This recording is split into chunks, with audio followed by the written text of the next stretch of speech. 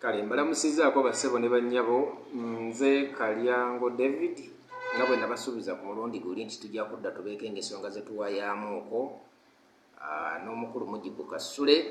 Tuli wano eno ewandegeya ku kitebe ekya Proline Football Club. Kuva ofulumya eri waggulu ku kkubo olaba bipande bya klabu ya mupiira teriiyo, simanyi nti ate batundirayo emmwanyi. Mupiira ne munda mupiira na buli kimu mupiira.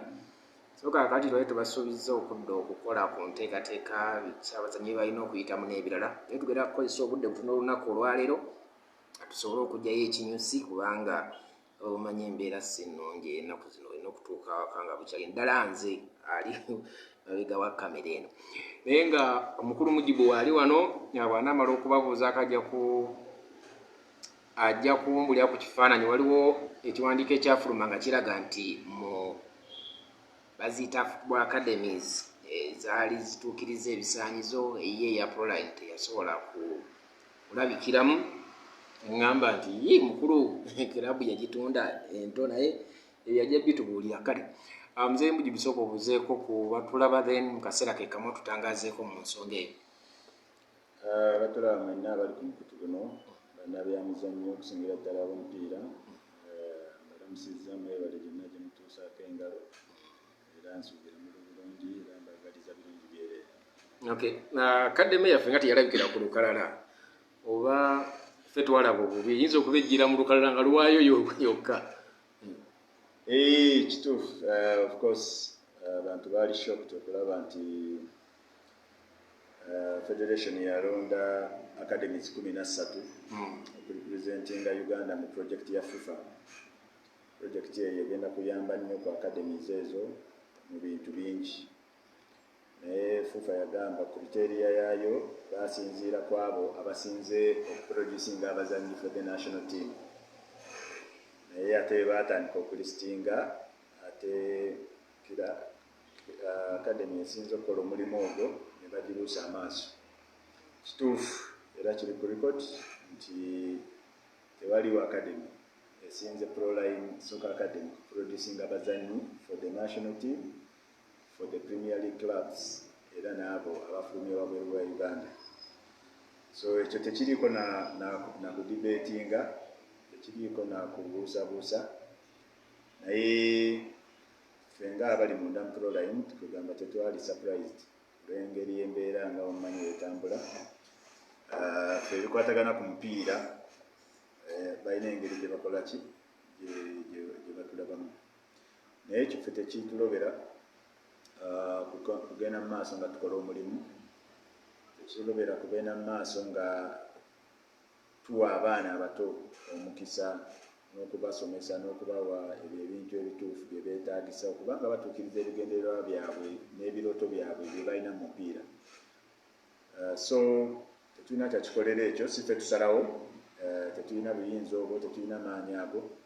Tugenda kugenda mu maaso nga tukola omulimu okulaba nti twongera okuproducinga abazannyi for FIFA, for clubs, for the national team ne ttiimu eziri wabweru wa Uganda. Naye golowooza academy entuufu yali badde etya? Ebisaanyizo kyewooza bitunuulirwa noga nti eno eyita eno teyita, kubanga oyinza okuba eyo baagikasuka nga terina mipiira, baagikasuka terina ngoye, kisoboka. Butuufu. Anyway, ekintu kye bayita academy kiri very simple. According to FIFA, academy is a youth football setup structure attached or affiliated to a club. A youth football structure attached or affiliated to a club. Ekyo kye bayita academy. Lwaki nkugambye attached to the club? FIFA eyagala omwana ono wabazze mu academy abeere ng'alina ekkubo erimutuusa ku ntikko y'omupiira, nti bw'atandika mu myaka 6 awo watandikidde alina omukisa okuyita mu structure eyo n'atuuka mu ttiimu enkulu ezannya kaŋŋambe mu Premier League oba ku Big League oba ku level yonna, okusinziira academy eyo setup yayo gyekola ki gyeyina. Kyeva bagamba a structure attached to a club oba affiliated.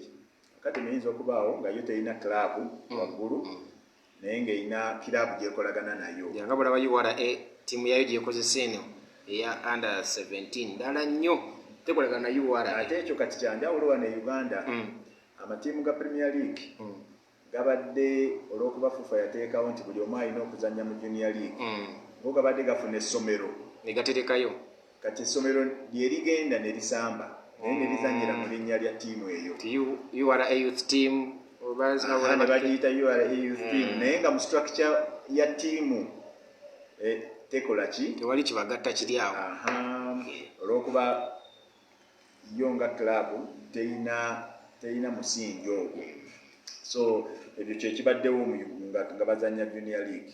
Olaba ekitende waliyo essomero ate tiimu ya Viper eri waggulu waliwo essomero bakozesa eryo ekitobo kibadde abamu nga ne kirabu eri wano ate ng'essomero lyezannya liri Mityana naye ng'ate yo kirabu eri eno nga tebalinaawo nkolaganaawo ekyo badde so yo si academy era eyo si setup ya youth structure. Youth structure is proline olina okuba nga olina abaana okuviira ddala ku myaka wansi w'omunaana kuba abaana bajja mu mupiira mu myaka 5-6 ate nga structure eyo togiteekawo ku Monday olw'okuba ku Saturday league etandika okiwa obudde nga kyokola kibeerawo permanently nti program z'abaana abo weeziri so ekyo kye bayita academy erina okuba nga erina si one age team category under 12 nti olina under 12 kuba oba olina under 12 yokka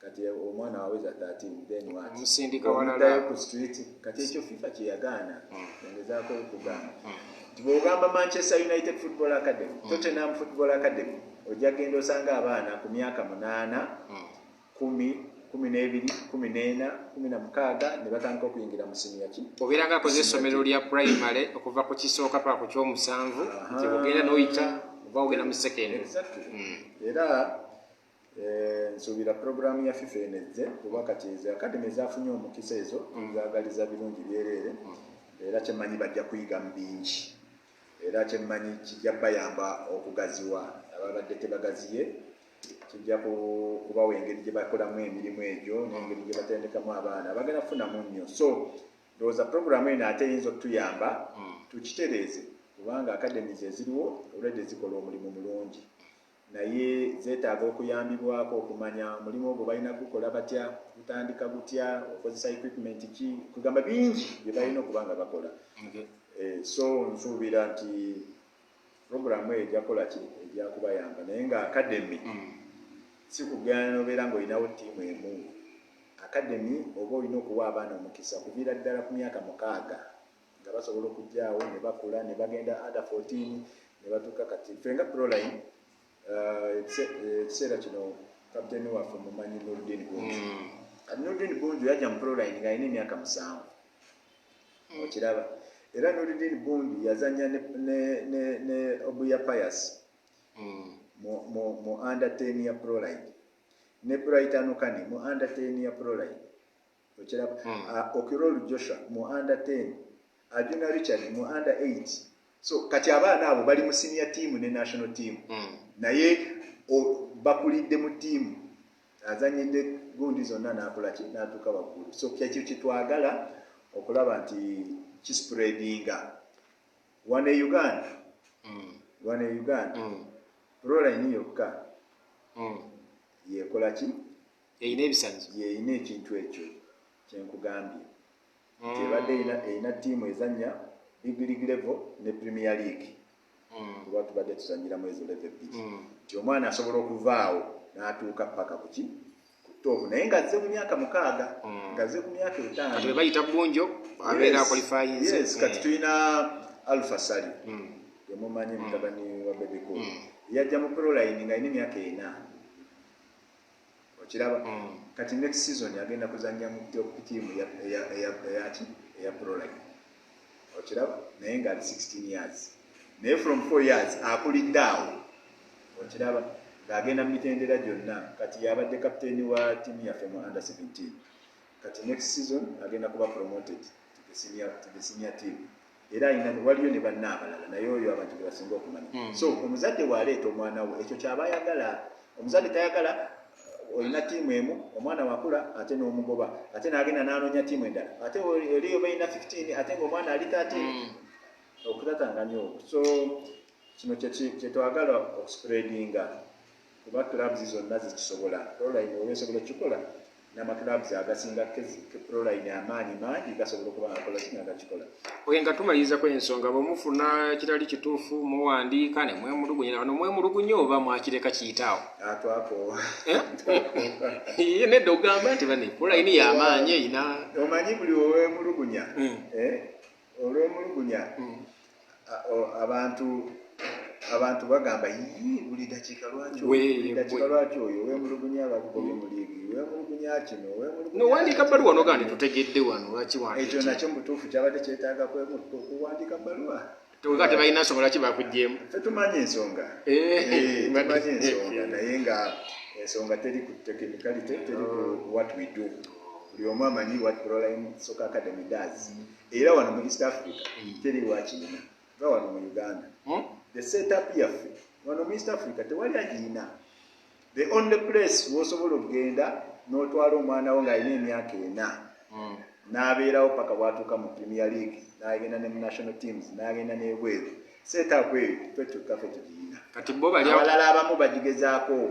East Africa ne Europe bakulicognizinga nga bwe recognizinga ate kati kubanga oyinza okugamba international connections affe tozimanyi kubanga ekintu wekibeera kiri Onyango teyawangula ngule wano lumu ne bagibwa Muhammad Shaban naye nga mu Africa bagamba oli yasinga Muhammad kati lwaki kijja wano tebakutegeera mu East Africa atola olese example nungi nti wano e Uganda oyinza okuba nga you are the worst era tebakulicognize ate ng'ebweru we Uganda bakola ki bakulaba oyina wala bakulicognizinga okiraba. So tulina clubs zetukola nazo zetwaffiliatinga nazo era zetukolagana nazo zituyamba mu technical issues n'ebintu ebirala. Lwaki? Because they appreciate ekikola ki byetukola. So tali tekyetaagisa kuwandikako ensonga bakama baffe bo bwe batebakola ki baalaba naye abo abaafuna omukisa tubaagaliza birungi byereere programu eyo bagifunemu kuba nabo bayamba omupiira naddala abaana bato. Okay. Abo tuvaako katono kufufaawo waliwo engeri gye baleetamu proposals bwe tuba tuzibaganyako ebirowoozo tulabanga abaasalawo edda ne batuteekawo embeera 12 ezijja okuba wiiki ejja 12 bwebyo bibeerawo bakola ne proposal ya waliwo ekiwandiiko oba ebyogerwa ddala nyinemu esimagogo n'abantu abali kufufaawo abalowooza nti community clubs zino ze zirina okusimibwako omusingi omupiira guddeku ebimu ku ebirina okukolebwa omupiira guddeku ntikko okusooka ddala community clubs omuntu aba ginnyonnyola atya community club nti eno mu Uganda yebaayo yeefaanana etya wano then era y'ensonga lwaki kintu tekitambula bulungi. Community club ye club erina omusingi gwayo mu community era nga community eyo yegi-owninga Ndupalaka Maida ezo they are not community clubs. Odumparaka Villa Express they are not community clubs. Zina banyini bazo zina banyini bazo. Community club ebeera owned and managed by the community. Balonda lukiiko nga wolaba nti Masaka LC Football Club nga LC ye Masaka yekola ki yegivunaanyizibwako era yegiteekamu ssente era nga chairman wa LC5 ye chairman waayo lwe balonda yaddako yabeera chairman ye community club owned because buli community ebeera ne leadership yayo okitegedde. Kati wengenja wano neŋŋamba Wandege ya FC okubeera nga it's a community club erina okuba nga olukiiko olufuga Wandegeya oba nga ono gamba municipal oba nengamba LFC1 nga yegiinako obuvunaanyizibwa era yegiteekako ssente eyo gye bayita community club. Okiraba mu Uganda mwezi KCC is a community club. Yes, kati mwe mugamba KCC is an institutional club. Okiraba yes, KCC is an institution ngera bwolaba Makerere is an institution. Okiraba but KCC yasalawo as a community eyo eri within KCC owninga ki club yaabwe era KCC football club KCCA yeji owninga 100% era yegiteekamu ssente Road Mayor bwavaako mwaladdako yabira patrol. On behalf of the community KCC mwekola ki mwetambuliza emirimu gyayo mu Kampala kyobola abagiyita Kampala City Council Authority Football Club ne luli emabega yali KCC Football Club yali community. Okiraba tekitegeeza mbu club ya community teba na buwagizi era nga KCC bwogiraba yayinanga ki yayinanga obuwagizi naye ng'era obukulembeze bakugamba chairman alina kuvaawa munda paka kati bwe kikola ki era KCC yegimanaging era board kati that is a community club. KCC okiraba batodumparaka eina bannanyini club eyo Busoga United eina bannanyini bo wawulidde mukyala nyagamba alina 52% shares in the club. Kati it cannot be a community club ngeri owned by omuntu. Community club ebeera eri owned by that community. Singa Busoga United yali owned by Kirinya Jinge SS the school nga somero lye linnanyiniryo 100% shares zonna nga ziri wali the community club because baba setting up for that community and therefore leadership ya community eyo yekola ki yevunaanyizibwako ekintu ekyo. Okay, so kati KCC community club kino mu Uganda abantu kye bayita community club ezo ate ze bayita fans club.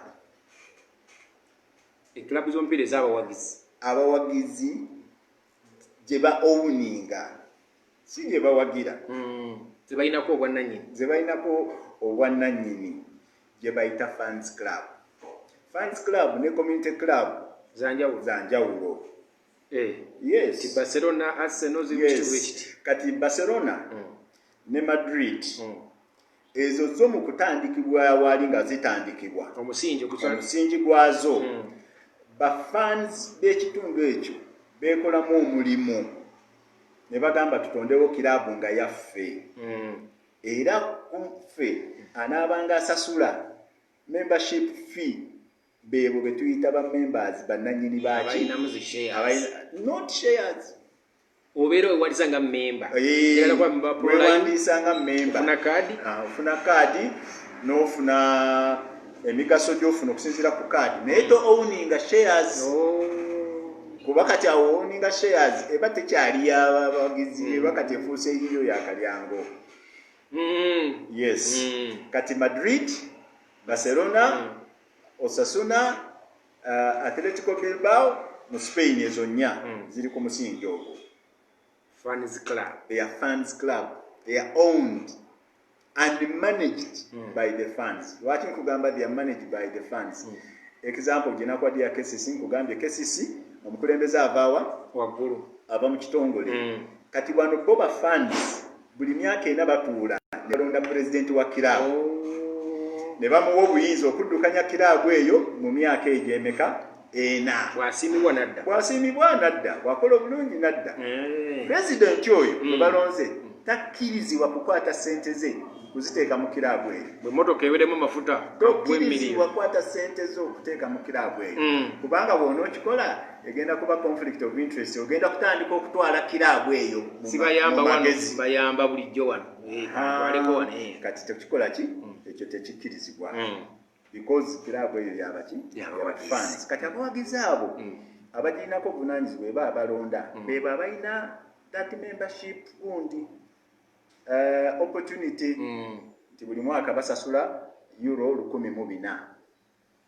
sente ezo bagamba kiraabu zoba obesingako okulwaninga yes era emabega eri ng'ezo zokka ssente ze bakolerako naye kati baafuna omukisa ne wajja TV rights ne batandika merchandise wa club ne batandika okufuna ki partnerships nga olaba UNICEF for Barcelona ebyo byonna yes era emabega eri ng'ebyo tebabikkiriza naye olwokuba club zaatandika okufuna obuvunaanyizibwa bagula abazannyi ba bbeeyi biki nga beetaaga sources of income ne zigaziwa bwe zityo so kati eyo gye bayita fans club eyawukana ku community nga wenkubuulidde lwakuba wano ffe tubadde tukitegeera ki mu ngeri eri naye ffe wano omukulu nyina mwezi mogona abali kufa bagamba community club twagala community twagala fans club twagala community club nati kati e Uganda tubadde tukitegeera bwe tuti kyengezaako okuexplain kati njala kuyingira mu kintu kya community club now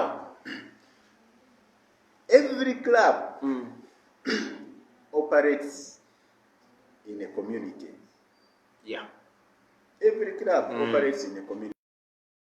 Nti njanyo kozesa examples za Premier League because Uganda yeli gye basinga okutegeera okulaba ate nze nganze na first hand information mu clubs zo mu league era ojja kulaba nga netolera nnyo ku Manchester United wadde si gye mpagira naye ogiri munda sigiri munda naye ogigobere ngimanyiko ebintu byenfuna ku bali munda so Manchester United is a community club in a sense nti operatingira mu community yawa ye Manchester naye community eyo ate si ekikola ki si owninga eyina bannanyiniyo bali mukaaga the Glazer family tubamanyi bulungi Chelsea tujimanyi ya Abramovich so all clubs mu Premier League ziri mu arrangement eyo ba owners bayo bali private but club eyo bagikwata ne bagitwala nebeera ng'ennyikidde mu community community eyo ne subscribing to club eyo ne club eno ne subscribing to community yes era ne bakubuulira ne bagamba eno club kati ejja kubeeranga wano ejja kuzanyiranga wano okiraba mugifunamu kino nayo ne bafunamu kino namwe mukifunamu kino abasambi baayo enkola yaayo yeno okiraba abawagizi baffe balina okufuna certain rights ku kirabu gy'oleese wano mu community kati ekyo kyenkugamba nti Manchester United although eri owned by individuals yes but operatingira mu community yawa eye Manchester era mu community eye Manchester mulimu side bbiri community yeno ya Manchester United community yeno ya Manchester City gwe ne wogende saawa zino n'oyingira Manchester nga tolina gw'oyogedde naye nga bakuvuga buvuzi mu mmotoka otegeera kati ndi ku side yani ya Man U kati ndi ku side yani okiraba bulabi teweetaaga kubuulira otuuka n'olabanga embeera ya Man City abantu obalabirawo n'olaba emijoozi gye bambadde ku bizimbe biki so teweetaaga na kubuuza bw'ogenda side ya Liverpool era olaba nti kati eno side ya Everton eno side ya Liverpool buli omu alina community ye mwakola ki mwaoperatinga although those clubs are owned by individuals kati wano kyekimu nze kati mpagira Tottenham ne Arsenal ziri wamu mu kitundu kimu yes ziri wamu naye buli omu alina community ye mwakola ki mwaoperatinga era mwalina amaanyi era community ye ekkiririzamu eyo kirabu mwetambulira era tosobola kusala kuva ku side ya Tottenham n'ogenda mu Arsenal n'obeerako embeera gy'oteekayo kuba gwe toli waabwe so bakkiriza mu kiraabu eno naye tebalina ownership mu kiraabu eyo naye buli omu bo community ne club buli omu alina benefit ku munne era bakkiriziganya yes olina wotandikira wokoma era olina obuyinza bwo wadde muli bawagizi mulina obuyinza so kyekyo kyembadde njagala nze okusooka okukola okunnyonnyola now e Uganda waliwo engombo kati eriwo nti kijja kuba kirungi nti club zifuuke community clubs yes ekyo nzikiriziganya nakyo nti abantu abalina clubs bazatakinga ennyo ku communities zifune base ziyingire mu community zibeere embedded in the community for mutual benefit but ekyo tekitegeeza nti kirabu eyo erina okuba nga eri owned bayo abawagizi abagiwagira oba abantu abo abaki aba community lwansonga bbiri wano mu Uganda lwaki ekyo tekisobola kukola. Traditionally mu Uganda abantu tebaagala nnyo kubeera nga bali mu ku-owninga ekintu mu bungi. Ogamba bannayuganda nti omagula emigabo 10 omagula emigabo gumu okiraba omagula omugabo gumu tajja tu-owninga club eno era nga buli omu aleeta ssente bweziti mu mwezi oba mu mwaka. Ekyo kizibu nnyo. Traditionally tekiri mu mbeera zaffe ya Uganda. Bakubagana n'okubagana. Ekisooka nti bannayuganda tebeegomba nnyo ku-owninga kintu nga tebagenda kifunamu. Tosooka kubalengeza nti mujja kifunamu mu maaso. Tosobola abantu mutwalo gumu temusobola kufuna mu kiraabu emu ogenda gonna kufuna muki. Era bali bamembers b'enkambi aba Barcelona tebajjaamu mbu bafuna ssente olw'okuba bamemba. Kye bafunamu lyessanyu kiraabu eno lyekola ki lyebawa era bo kye bakola ki. Yasanyufa awo tetujjawo bannayuganda. Kati wenkugambidde nti bannayuganda traditionally tosobola kugenda mu kintu n'otandika okuwaayo ssente n'oddayo okuwaayo ssente naye nga tokijjaamu mu ngeri yakola ki ey'okufuna. So because of that kizibu nnyo okufuna bamembers omutwalo gumu n'obukonvinsinga n'obagamba tu-owninga ekiraabu eno buli omu aleetenga akakadde kamu buli mwaka. Naye ng'akakadde ako kamu ebeera poteya kyofunamu lyessanyu lyaki lya ttiimu obanga agenza okwewandiisa okwesimba okuwafa president. So kizibu nnyo okufuna bannayuganda ne bakkiririza mu nsonga eyo.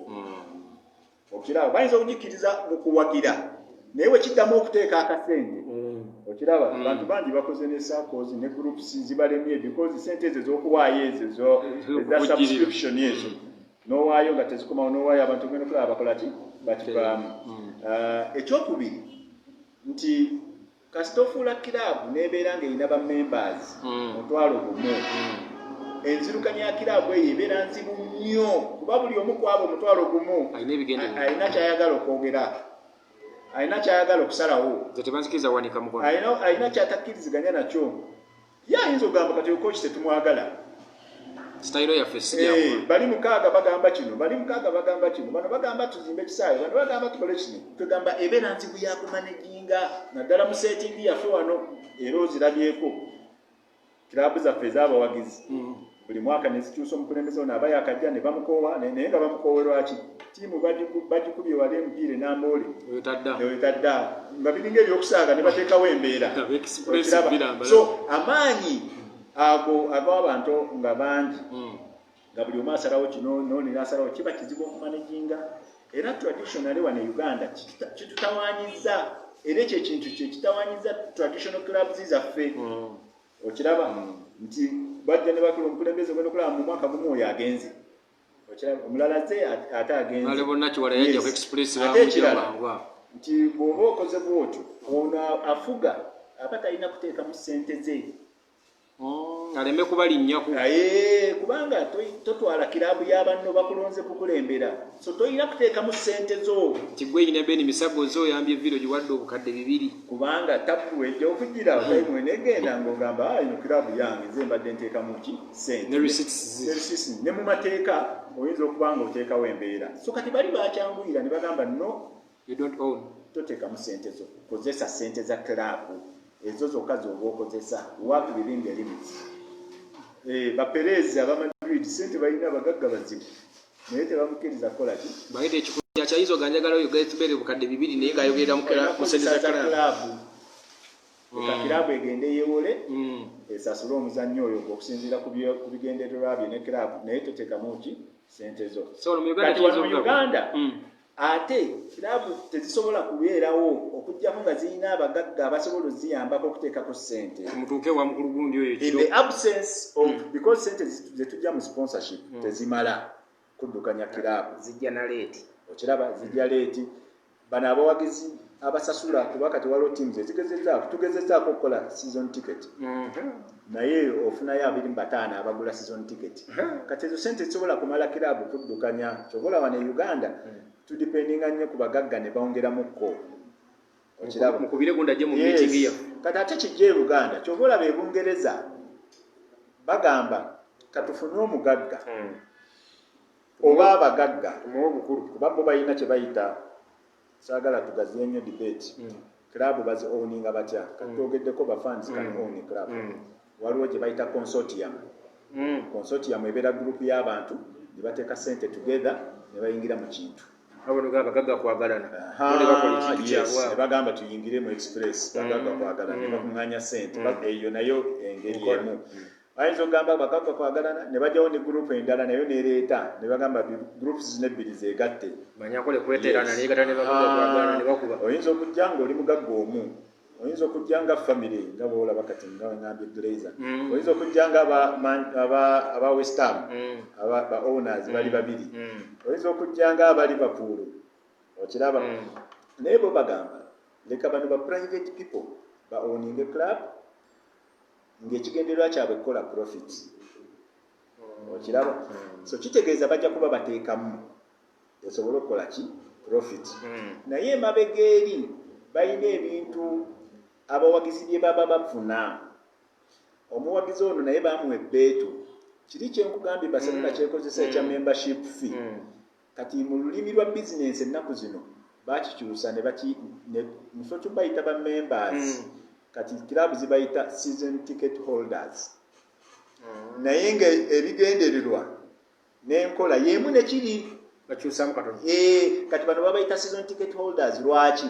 because eno business eri owned by an individual tagenda bayita ba members be naye abayita season ticket holders musasula sente naye n'abawa service era ne definition yawukana wali nga bagikunyonnyola meetings omubamba babogera birala yes muli ba season ticket holders mujja ne mulaba empiira mufuna information baba treatinga nga the special group of the fans of that club nga bolaba ku cases bajja ne balya ne ku mmere balaba babayisa bwe batyo biki so balina privileges zaabwe naye tezituuka mu bya ownership tebasobola kusalawo ne bagamba tukyusizza omukulembeze naye basobola okuteekawo embeera neki tusasulira season ticket yeno nga tekiri bwe bateekawo embeera kati nga olaba ku Newcastle ba fans officially bamaze emyaka 6 nga bagamba nannyiniyo bamukoowa era baagala kiraba akole ki agiveeko bafuna omuntu omulala gyakole ki agitwale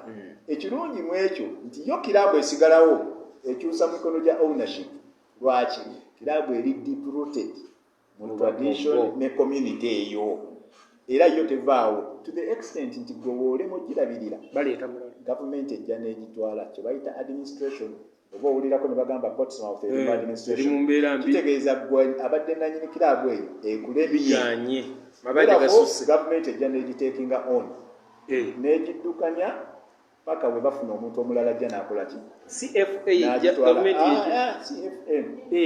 government ejja kye bayita administration okiraba yes naye ebyo biri mu mateeka gaabwe FA kirinamu omukono n'ekitundu ekyo kirabu mweri kati administrator bw'ajja n'agitekinga over n'abeera ng'agiddukanya paka we bafuna omulala akola ki agitwala ate gavumenti yo weba egitutte bweba egitunda ate tegitunda kukolamu ssente ye ekigendererwa kyayo muntu mulala ono kutwala kirabu eno mu maaso abawagizi baabwe ne community eyo esigale kye bafunamu basigala bakola ki bakifuna kyobola waliwo kirabu waliwo omusajja baali bamuyita Ken Bates ye yali yeegumbulidde eggula kirabu ezo bwezityo ezikonye gavumenti nezitwala paundi emu yes wekigendererwa sikyakola magoba gavumenti yagala kirabu ereme kuvaawo olaga busobozi yes ebulaaya balwana nnyo okulaba nti kirabu tezivaawo wano kirabu zivaawo at will tewali afaayo ogenda okulaba ate nga naffe abakulembera omupiira ate twagala kirabu ziveewo nga kyekitusanyusa yes naye bw'ojjawo odumbaraka abantu abadde ngaobulamu bwabwe buli ku odumbaraka obakoze bubi oba fayida abantu bakola ku Monday paka Friday nga yeetegeka kulaba mupiira gwa odumbaraka ku Saturday mbale oba etambule oba ekole ki so bw'ojjawo kirabu eyo abantu abo oba bakoze ki oba bakozesa kati ebulaaya abantu bamanyi n'okubeera mu depression abamu ne bafa n'okufa mu off season mu off season nga tewali mupiira aba talina kyakukola abulaaya abantu abeera mu kayumba ke bwomu ng'obulamu bwe mupiira kati bw'ojjawo mupiira ebbanga eryo abeera mu depression olaba najja n'akanda kenya kateeka mu maaso ga kamera awo ne bagenda ne batambula olaba abantu bagamba lwaki Premier League tewumulamu ng'endala naye nga bambi bo bamanyi abantu obulamu bwabwe buyimiriddewo ku mupiira guno.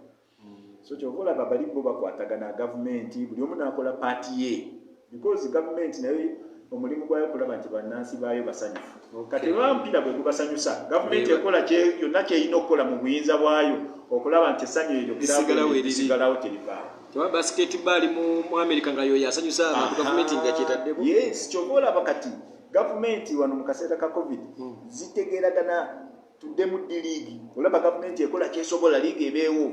Babuuza aba liiga mwagalako mawulidi ffe tukole ki. Bamanyi omupiira kye gutegeeza ku bannansi baabwe. Bayinza n'okwerabira teyalidde ng'ali ku ddiba ndaba TV. Era kati bw'ogenda e Germany ku lunaku lwa Saturday family yonna efuluma ewaka n'egenda ku Bayern Munich ku stadium. Maama ayagala okukola enviiri ze saluuni weeri awo. Omwana ayagala okuzannyamu ogwa academy ali wali azannya. Abaagala ogenda ku restaurant nga family out muli awo emmere ne mumalira mu kisaawe. Okiraba? So ye programu yaabwe ya buli weekend kati bajjeeko kiraabu eyo bato basse nga kali agobana agenda ku beach. Nga wono ogenda ku beach kati bali we bakola nti family mwema mulimu omwana nga ye si wa mupiira wa volleyball ne wali volleyball waali. So buli omu akola byakola emisana ne mumalira nga muyingira mu kisaawe. So eyo level bo gye bakola ki? Gye basetinga. So for Uganda, nze ndowooza it is okay. It is actually better. Clubs zino ezisobola eziyina strong attachment. Kangambe kati nga Odumparaka. It is better Odumparaka to be owned by private people. But let them have an understanding with the community. Okiraba? Tufa abawagizi twagala ki? Omuwagizi w'omupiira ayagala ssanyu. Tayagala kumanya nina nyini kiraabu, tayagala kumanya kiraabu yakoze sente ki, ye ayagala ssanyu. Kiraabu eyo we beemuwa essanyu, tabuuza bingi. Era abawagizi bashano babuuza Ateta, babuuza ebyo tebaagala kumanya. Paka we bazuula nti gwe nannyini kiraabu gw'ovuddeko obuzibu obubammisizza essanyu. Omusajja ono tayagala kutata sente, omusajja ono takola kino, omusajja ono agaanye okuzimba ekisaawe, awo bakuteekako pressure. Yes, bakuteekako pressure naye tebasobola kukeera nti ne bagamba tukugyeko kuba nabo bamanyi obakola kino obakoma. But kiraabu erina abantu abatono, it's easier to manage. Let these people gye bainvestinge sente mu club nga baagala kufunamu sente. The best example currently mu Uganda ye Vipers. Ye Vipers eri owned by an individual oba individuals. Tebasooka basatu. Okiraba? Viper ebaddewo yasooka nebeera munnamwaya nevaawoko negenda nakivubo nga gyezannyira nevaawoko negenda ebuyukwe. Okiraba? So nga kitegeeza terina community gyeyina gyeri attached to. Viper netula negamba tuli brandinge tuinvestinge naye ng'omugagga waayo main ategedde nti business can be made mu football. Kakati we yakiraba n'agamba what do I need to do? I need to attach this club to a community. Yes, okujja attachinga community kiki embalina okusooka okukola kansooka enzimba ekisaawe. Kati olaba ayinvestinga community eno okusanyukira kiraabu eno erina okuba nga ewangula. Let me buy the best players. Okiraba n'ateekawo management. Right now, Viper tosobola jawula na area ya Kajansi. Era bw'oyitawo omanya this club ya community. So Viper is a community club now, although it is owned by individuals. Kati bw'ogenda n'ongamba Dr. Mulindwa shares zo z'olina zijje buli muwagizi ali awo mutundu muweeyo aguleyo aleeteyo $20,000 aguleyo shares. Club eyo ejja kubeewo eggwawo mu ddakiika 2. Naye kati ye mwami Mulindwa alina ebigendererwa bye. Kati agamba njagala kugenda ku Africa sobole okutunda abazanyi bange sobole okukola ki so nga wa investinga. So as he invests in the club, community yeyongera okwegomba kiraabu eyo kuba egiwaaki essanyu balina stadium yaabwe abaana b'Ekajansi baagala kukubira ku ttiimu. Abaana b'Ekajansi abo bonna buli omu agenda kulanga ekyo kyekintu kye. Abantu balaba bambale mujoozi. Abawagizi ba Viper abasinga bonna bali awo ku Entebbe Road. Lweza kati abo byeyo community toyina bw'olaba nti nze mpiteka wempe ngenze kuwagira Viper waliyo abatono era n'avaayo abalina ensonga. Yes, naye nga kati ye yafuna community eyo yewagira. So you cannot say Viper is not a community club. It is a community club because it is now embedded in the what? in the community. Kati kye baba balina okukola kubawa benefits na kuba categorizing era nabo abalina season tickets era otula ku stadium omuntu omulaba watudde n'omanyi oyo ali mu level eno amuwa n'ekyokunywa kye n'ekyokulya kye nona alina level kati kyekyo. But that is a community. People go obudde bukyali ne beeyagala ebweru omupiira egugwa ne basigalawo, so kati Viper gyeri okwongera okugaziya relationship ne community eyo. Yes, mu Uganda kinaakola ekyo kikola ekyo kyeyagala otuleetera kiri kizibu ekyogamba nti let abantu mutwalo gumu ba owning club fufa kyegamba ekyo kyegamba ti community club zino zigulewo bagule emigabo bantu bagule emigabo bayingire mu gundi babeere nga be bawunika club balonde president. Ekyo tekijja kukola kubanga culture yaffe tradition yaffe tefevalinga ekyo era club zaffe ziri tradition zibonyabonye nnyo olw'ekyo okiraba. But gundi ng'eya Viper ekola setup ya Viper yes ekola because era olaba kati Viper yesinga okutunda tickets yes erina community y'essomero abaana bagula season tickets kumpaka zigira muri mu system batunze ekintu omuzadde ovayo kimanyi abaana baagala omupiira kuba n'essomero lyabwe liri very strong ku mupiira kati ne babaguza kino ekintu era abaana bamanyi eyo ttiimu yaabwe era buli mwana asasulira ku school fees nebasasula tiketi n'agula n'omujozi eno gye tutuula Viper buli wezannya omupiira wajjula oba ezannyani oba ezannyani lwaki kuba abawagizi baali bali awo mu community kibanguyira okujja ogendeko wali yes naye omuzannyi wa Villa ali ensambya kimutawaanya maybe ogende namboole jukira Villa erina abawagizi abali e Masaka gye yabeerako emirundi ebiri yabeeranga ezajjirako eyo nezajjirako n'emitiyana kati kibatawaanya kyoba olaba kiba kizibu. Naye kati community Viper yo econcentratinze kuki ku community Odumparaka should do the same. Busoga United nayo olaba yatandika mu community eri y'essomero nejjanga egaziwa kati yagenze mu Busoga United. Kati it is up to both okulaba mutual benefits. Oba Toro United yagala kwetolaba Madrid yabawagizi naye yagenda neyogera n'Obwakabaka obwa Spain yawo mu Madrid ne bagamba tugattagane mfe mutuwe endorsement kyenena mu club gye mukola ki gye mukiririzaamu. Yes era bw'otunuulira Madrid n'olaba baaji yaabwe erimu logo y'Obwakabaka baabigatta wamu okiraba lwaki baali baagala that endorsement kiringa Busoga bwekoze kiringa nze bwe natandika Proline n'enkola omukwano ne Buganda Kingdom n'empa endorsement nti naffe neyo club gye tukkiririzaamu mu dakika 2 Proline eba erina abawagizi nga miliyoni okutegeera naye Buganda eyinza okukola ekyo naye nga teyagala kunteekamu ssente ekuwa kifaananyi empa community yaayo okiraba n'agamba abantu baffe aba Buganda banyumirwa omupiira katubafunire naffe club gye tusobola okugamba eno ye yaffe okiraba nga ne Buganda club eyo gikozesa mu bintu byayo naye nga teteekamu ssente naye ng'erina kiri kyeyampa ate ekinviiramu ki essente nti mutakwagana gundi ya Buganda kubanga organized tebavuma takola ki tolaba ne ttiimu z'amasaza ziba n'obukiiko obuzifuga naye abawagizi b'amasaza buli lunaku bajja ne bateekamu ssente buli mwaka ne balonda olukiiko abagaga ne bajja ne bateekamu nga tebagenda kujjamu okiraba naye nga ssaza liba lya community eyo naye Uganda okugamba abantu 10,000 mujje buli omu aleetenga miliyoni omwaka okuŋŋaanyaayo omwaka gumu tubigezezzaako ebyo Uganda but if people can invest okiraba Premier League club zaabwe zonna ziri owned by private people but they are all community clubs okitegeera kyeŋŋamba yes they are community club era owe Manchester wagira Manchester waliwo obwalo nga akalo bakayita Leyton Orient kalina nako kilabu yaako kati awo teriwo bw'osanga nga wagira Manchester era wagira ttiimu eyo kati ezo ttiimu eza community eziri owned ate by the funds ku level eyo era zo ziri ku level eyo abawagizi be bazirabirira tezisumbuka kuba balina level eyo babanja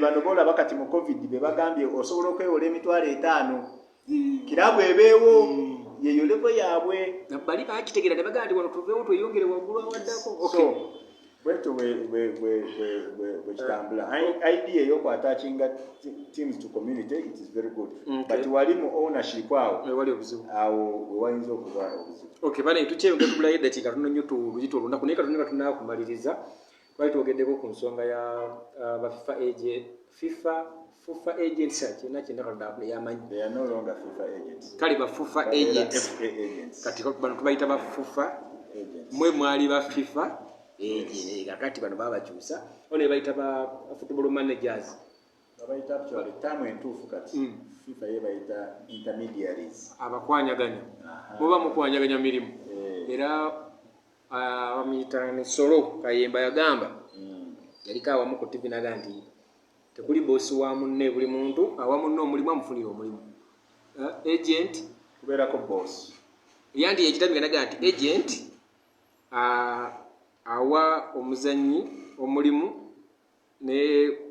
n'omuzanyi n'awa ono omulimu buli omu awa munne omulimu ye bwatyo bwakitegeera bwotyo mujja kufuna obuzibu era obuzibu awo we buvudde e Uganda nti bizinensi eno ekyagaanya okummuka lwakuba abantu abagirimu abali involved abasinga buli omu tategeera buvunaanyizibwa bwe n'obwa munne.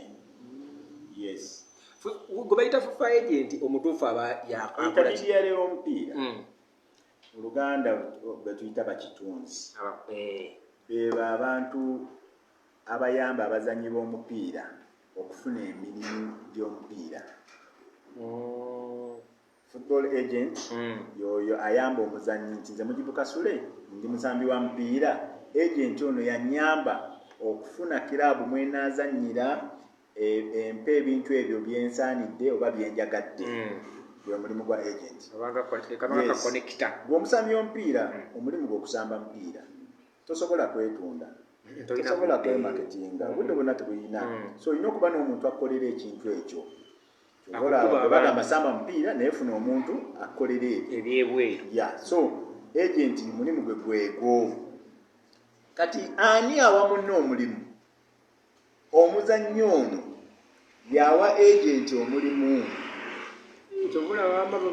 yes kiringa wona ogenda okufuna lawyer ani aba awadde munne omulimu nze mba yes client yawuli enopolize kati nze mba nina ekizibu kyenjagala oba nina omulimu gwenjagala okole nenkuleeta nenkugamba njagala onkolera ekintu kino bw'onooba okikoze nja kusasula bweti okiraba era agent asasulwa ku ssente zemufunye omuzanyi zaafunye okuva mu mulimu ogwo gw'omufunidde funye milioni 2 mu sign-on fee ate buli mwezi bagenda kuwa $1,000 gye $12,000 omwaka contract ya myaka 3 okiraba ninamu 5% nemugabana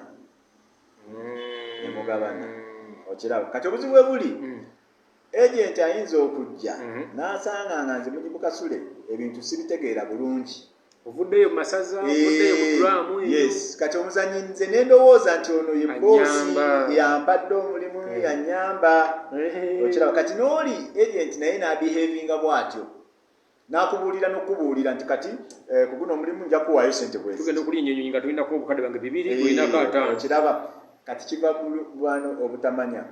Ekyokubiri ekirala ekizibu kyendabawo nti abazanyi nabo ne baba bategeraganye ne agent ne balakkiriza 10% kasita batuukamu nga ssente zizze bazimba emitima naye mu mateeka inafuna kyekana ki agent the standard fee eza FIFA the standard fee is 10%. Yes, waliwo gwe manya ajjako 40 standard fee eri 10%. Naye kisinziira wa kati mu Europe 10% yebeera nnene omuzanyi bamugula obukadde 10 okiraba kati ojja kwesanga mu Europe ne 3% ekola era kati abasinga bakolera between 3 ne 5 kisinziira ku ngeri continent wetunda n'emirimu gye tutambulamu na biki n'engeri gye mufunyemu omulimu n'enkolagana yammwe ababiri muyinza okutuuka muzanyi n'agent ne bakkiriziganya agent n'agamba kantwale 20 kantwale 30 nataddemu ennyonyi yange nakusuubiza kati the reason lwaki ba agents beeno batera okugenda mu percentage ezisuka 10 nti olukusayininga bwoti akusanga olina ebizibu nga mutwalo weza rent n'atandika okuyamba. Si mulimu gwa agent kusasulira rent, si mulimu gwa agent kugulira mmere, mulimu gwe kunoonyeza mulimu. Kati gwe ofuna looya nga atandika kukulabirira ewuwo. Kati ne agent omulimu gwe kufunira mulimu. Naye ayinza okusanga agent ye manager. Anti because mu abasambi mubayitirawo manager, because gwe olumufuna oyagala akumalira ebizibu byo bino by'olina. Kati naye olwokuba ayagala oimprovinga ogende ku leva akutonde n'atandika okuteekamu ki ssente. So bw'atuuka ku eyo level, he is no longer only your agent, naye akuinvestinzeemu because he is putting in money. Akusasulira ennyumba, akugulira engatto, batobo basomera biki, buli wofuna ekizibu gw'ogenda. So he is investing in you. So he's no longer only an agent, but he's investing in you. Atejjukira atandika okuinvestingamu nga n'omulimu tegunnajja. So he's taking a risk. Bwe gutajja afiirwa. Ye aba afiirwa. Bakukubye eggumba lifulumye. So kyova olaba there can be an arrangement where people take more than that. Kati omuzannyi ye waaba amanyi asobola okugamba the relationship yange ne agent sigenda muyingiza mu personal life yange. Kutandika kunsasuza rent, kumusasuza rent. Akomeeri. Kakoleeri, tukiriziganye percentage ye, nange kankole nnyo tuuke ku kyenkola ki? Kyogoba. Nkolako. Okay. So kati kyekyo. Ekirala waliwo emutuuka nga obadde toyina club. Oba obadde ne contract mu Proline n'ekugwako ne mufuna omulimu awo. Nga temulimu kusasula kiraabu. Muli akalamba. So kati agent na negotiating more money for you. Eri nti mumuwe milioni 5. Kuba bano temugenda kusasula kiraabu, free agent gwe mbaleetera biki. Kati ezo zewandi bagenda mu club ne muzongera mu deal yammwe ne mugamba okitwongeddemu kati nange kanfune eki. Enkolagana weeba weeri nga buli omu ategeera.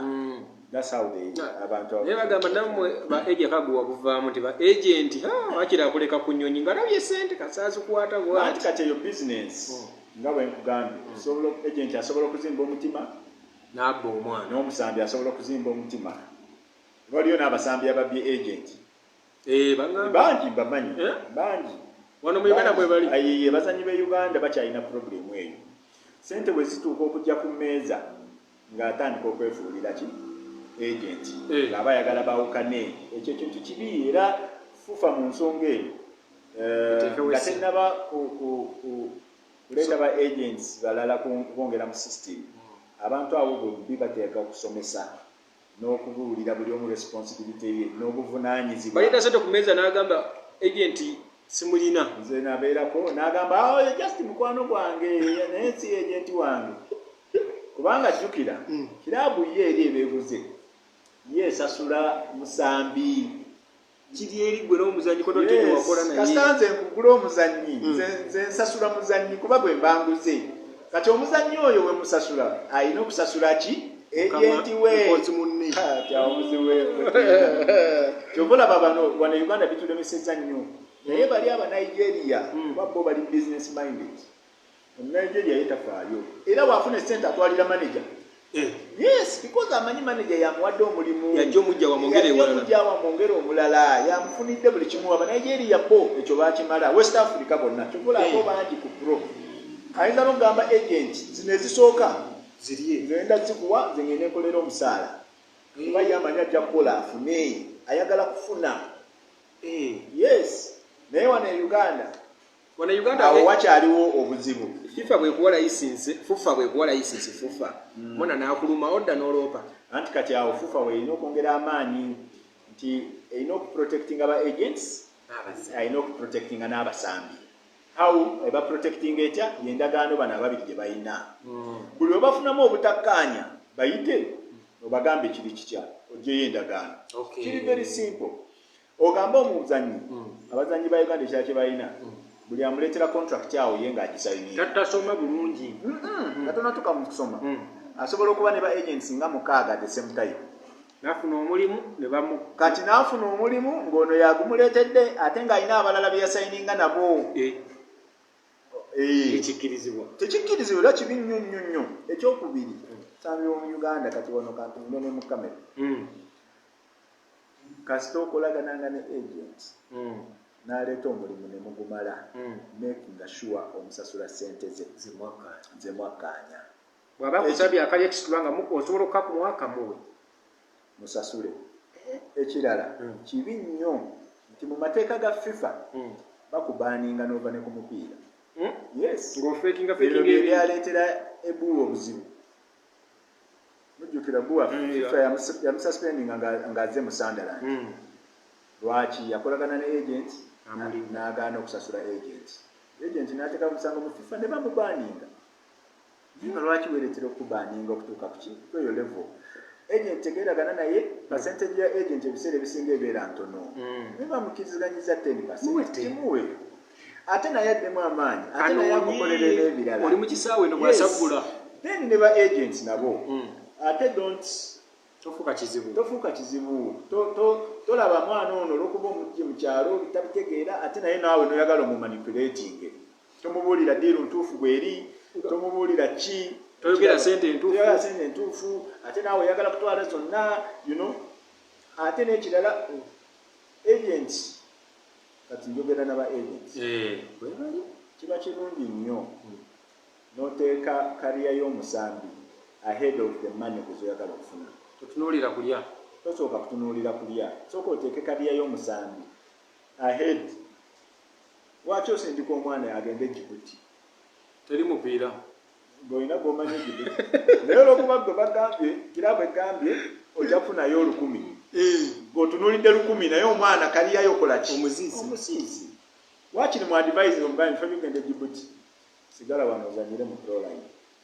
Nga njiye ekisi. Nga batuliye ekiddako nga bw'improvinga bw'okola bw'oti. Djibouti oba nafunyiza nnyo. Yoba ligiye Burundi eyagala omuzannyo okuva mu ligi ya Uganda ne mukeera ku makya. Olina okutunuulira kariya y'omuzannyi because the better the career is the more money you will make mwenna n'abasambi. So oluusi kyetaagamu okukola ki? Ogumiikiriza n'okwesaddaaka. Oluusi otwala omuzannyi ng'omanyi gy'omututte tagenda kuzannya. Okiraba? Naye n'omutwala omuzannyi n'agenda after 1 month n'abeera eyo myaka 2 nga tazannya.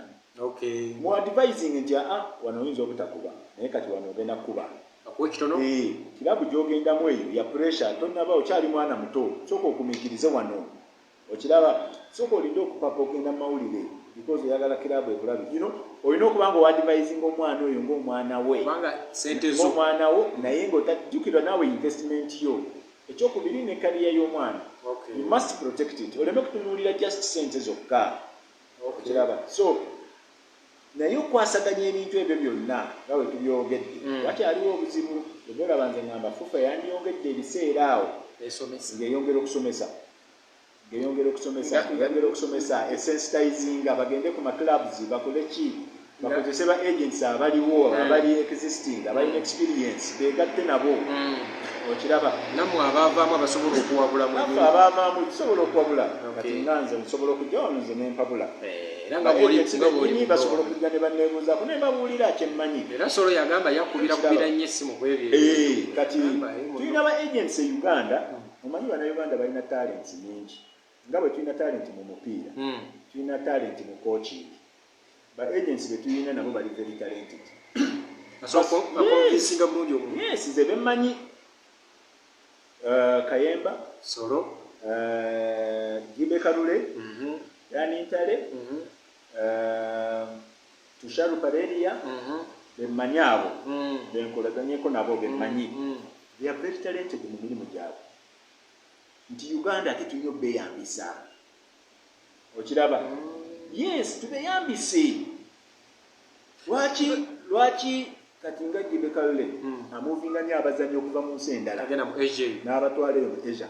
Kati oyo ng'omupiira gwa Uganda tulina omuyita. balikumbiranye n'omukulu. Anti kyenkugamba nti concentratinga nnyo ofunira kuba n'abaffe such that many go oyagala ffe tukuyambe ki ng'amakirabs oyagala ki federation ekuyambe ki danitali ki waba ofuna obuzibu tusha n'abalala mulimu besimanyi naye nga ba agents waliwo ne babakawa license kati abo bwambale kati ye bwambale ba Alisina Matovu waliwo n'abaana abalala bendaba ate bo bali on the ground kasiri ono wakesisa omusajja yes kati abo bali on the ground bagende eyo mu byalo deep ne bajjayo Diamond aliko enfuufu ne bajja ne bamuwaawa. Yes kati abo bonna beetaaga kuyambibwa n'okubawa protection. Lwaki kiraabu etwalako omuzannyi we gwajja eri kiraabu n'etamusasula ne mutamuprotectinga kijja kuwa license. Lwaki olina issue ne agent wo, agent wawandika wano nti issue eri cleared nga tukola license. Naye kano naye okumaliriza waliwo ensonga omuzannyi waliwo lwabagamba simanyi endagaano ye bagikwatamu like club nti yajja n'etaataganya endagaano y'omuvubuka amaze emyezi 8 atafuna musaala ayagala kudduka nga free agent nebiyingira ku agent ye bwajja akwate n'abiyiwayiwawo ku mmeeza neyeekyanga nagangenda nabba kuba tekiyawo nalako kirabu emu nga agent akaluubiridde abantu awo. Ekituufu mbwe etteeka ligamba bondukasaba nga contract bagizinnyirinnyeemu nnyo so omuto omwana n'akola ki n'agenda naye handolinga ekyo ekintu eryetyo olina kujja n'okuomuntu oli kubanga oli yali mukambwe era yali asindikira omukulu omusi emmeeza mugaba mutagende njagala lirizi biki n'ebyala mukihandolinga muti anti kati ekyo kyenjogedde nti awo mu area awo fufa alina okuteekawo okusomesa kw'amaanyi n'okusensitizinga omuzannyi contract yo weeba eweddeko kitegeeza ki eggwako etya era ofuluma otya odduka budusi n'ogenda oba akola ki oba olina obuzibu ne kiraabu yo osookera wa osookera ku fufa straight oba olina gy'osookera agent yawandiika ani awandiika okiraba bw'oba ogenda okusayininga endagaano ne kiraabu yo agent omwetaaga oba ng'omwetaaga ogenda wabweru wa Uganda we mulowooza. So awo wakyaliwo amateeka gonna ogattaanya ne kiraabu okumanya obuvunaanyizibwa kiraabu zimu ziraba agent nga ze n'omuzannyi ne zimugalirayo ku gate kiraba lwakuba nabo tebannaba kumanya. So nze ndowooza nga fufa we yagambye yagala kigaziya ekintu ekyo naye nga tennaba kukifulumya esooka esomese esensitizinge ekwasaganye ekole amateeka agafuga kintu kyonna department eyo yonna nga buli omu asobola okuba ng'ali protected. Naye nga bwe baba bakikoze bwe bati kiba kirungi nnyo omupiira gukyetaaga nnyo abantu ba agent muba mukreatinze emirimu ekiraba abazannyi muba mubabangula naddala nga bafunye ba agents abatuufu abasobola okubagayidinga. So the players are getting exposed, they are getting good guidance if they have good agents. Ate bwe baba tebalina ba good agents ate bangu bakumanya omuzannyi ajja kujamuloope nti oyankola bwati ne bwati and you will take action including omujjako ki license eyo. So kitegeeza bajja kuba basobola okukola ki okwefuga. So yo area eyo already tulina bwe tutandikira we have existing agents abakiruddemu abakimanyi naye nga kituufu contract y'omuntu weba tebamusasula aba free agent kasita omuzannyi asusse emyezi 3 nga tosasula tomusasudde afuuka free agent. However olina okusooka okulaga gwe omusambi nti kiraabu eremereddwa okunsasula oba egaanye okunsasula. Okikola otya? Oyinza okuba omanja emyezi 3 nga mutuufu sigirina tubadde mu covid naye nga ndi wiiringi okuzikola kino okuzikusasula era kiterere tulabe ekyo kyanjawulo n'oli abaagaanye okukola ki okusasula. So komiti etunuulira ekyo oganye buganye waliwo ensonga ki kati komiti esinziira ku ekyo nekola ki neeramula okusinziira. Yes. So ebyo byonna ebintu biba very simple as long as kugamba biina as long as FUFA Federation in this case ekoze bino bye twogedde bye tuba okwogerako n'esomesa n'eteekawo amateeka n'eteekawo n'obukiiko obukubiriza buli omu n'amanya kike ebyo byonna bikola ki byanguwa. So nze ndowooza eyo area ngazi nnyo ngazi kati ba agents we baba kweyo level ey'abasambi ate ba agents basobola okconnectinga club oba federation ne federation ye n'owulira Nigeria yazanye Uganda agent be baleeta because baba ne contacts nyingi gye batambulira oba ne bakufuna ne friends z'amaklabu ez'amaanyi ne clubs friendlies ne babafunira camps where they can go and camp okiraba. Okay, nekyala nga tumaliriza ebyaddala agent ne manager mutasobola okuba na babiri olondi gumu naye sometimes ife abamanaging abazanye tuli ba agent tufuna obuzibu naawe okola investment n'omuteekamu oli agent aleeringa kifaananyi anoonya mulimu mu kifaananyi kiri kati yewajanga mugamba oyo mulalu muveeko isya oyo amanya akabiira kati yine yada kumbe nawe omuyiyemu obusente bw'ekinaku omuliridde looni kati awo manager agent ne FUFA ensonga eyo manager era mu nsi ziri babayita client manager manager yoyo omuntu omuzanyi gwaleeta oba gwa hayaringa gwawa obuvunaanyizibwa amuyambe mu bintu bye ebiri personal ebitali bya mupiira. Abantu bakozesa nnyo abantu baabwe mu famire.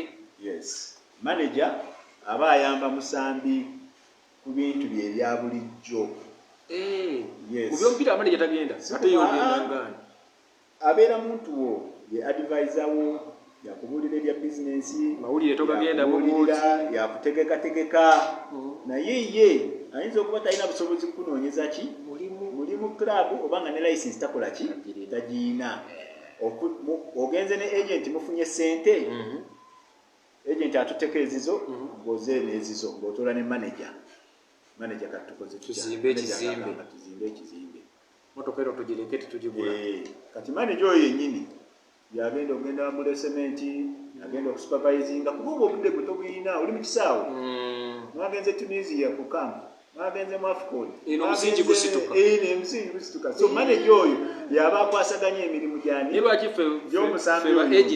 ba agent bazala waffe ba manager namukujjako ebeera competition kuba mwenna mukolera muntu ono omu era buli omu ayagala buganzi bw'ono omuntu omu kiri eri oyo okukolera omuzanyi waaba mutegeke amanya omulimu gw'ono n'amanya n'omulimu gw'ono ono alidde ddi nange nakirabako kubanze natambulako abeerako mu meetings ezifaanangako nga zino nga Rio Ferdinand ali mu meeting agenze ku meetinga agent we naye ng'agenze ne manager we.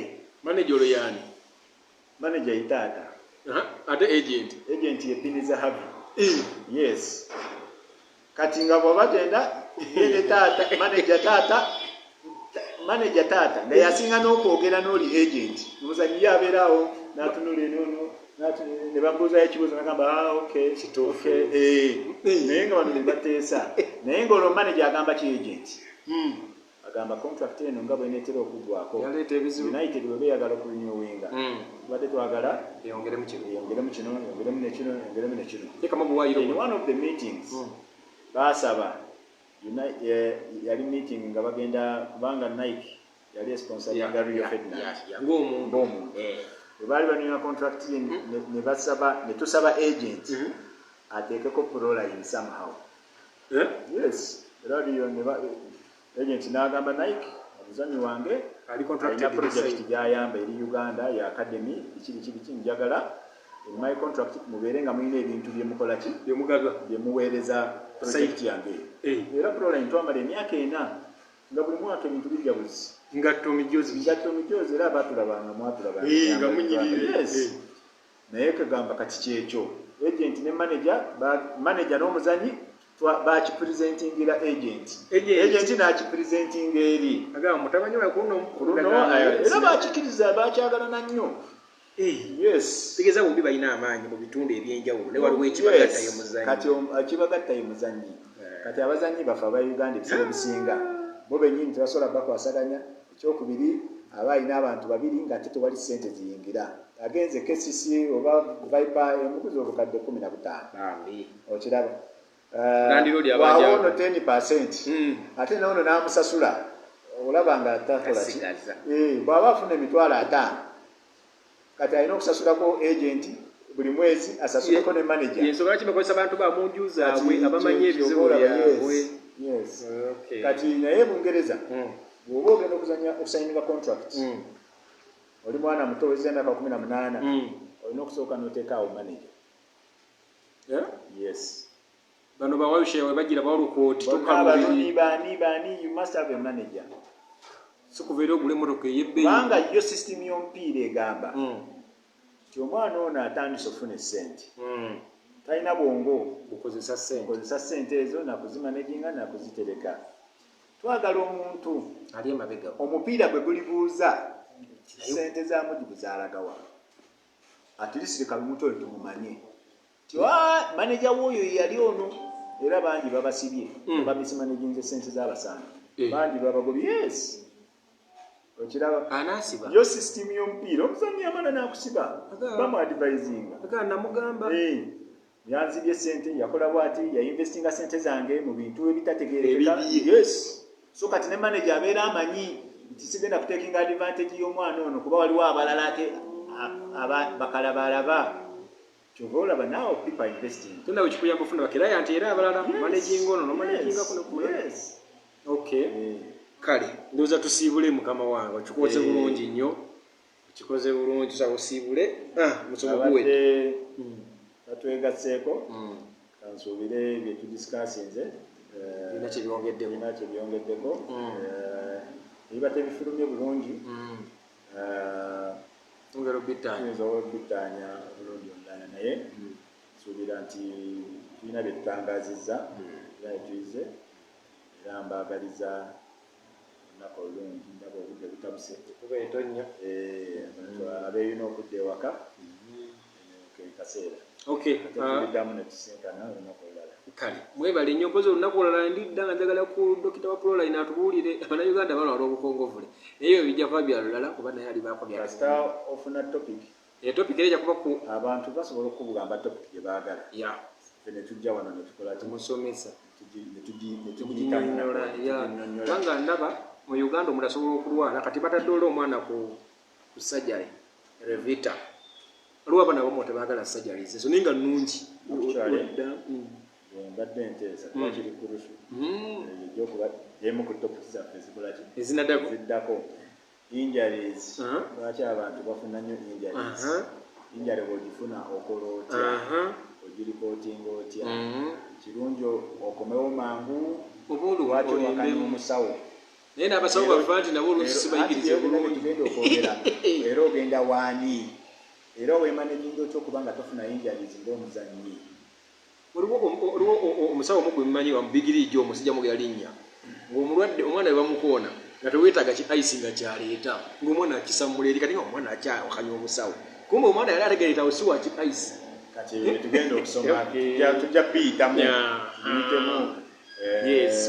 kooki aba yasoma ekintu kino so tujja kumunenese bakuyisaamu era kati nze siri musawo naye obunnyonnyola nja kujja nkinyonnyola kiba kirungi kooki oba omuzannyi munnyo n'akinnyonnyola kuba abazannyi omupiira bakkiririza nnyo mu abo abakiyiseemu ng'ate bakitegeera.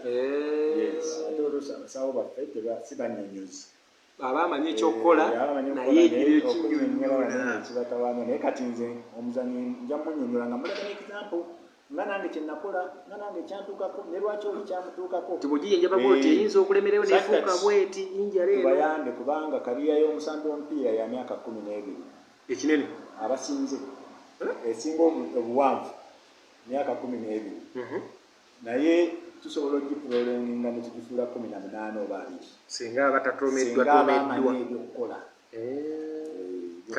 eyo topika egyokuddako maybe ne nutrition. Ate kikulu waliwo omuvuga gwe bakuwonako naagweno mu bibaati ku kesisi ne bagaa nti oyo talya naye baba bali awo.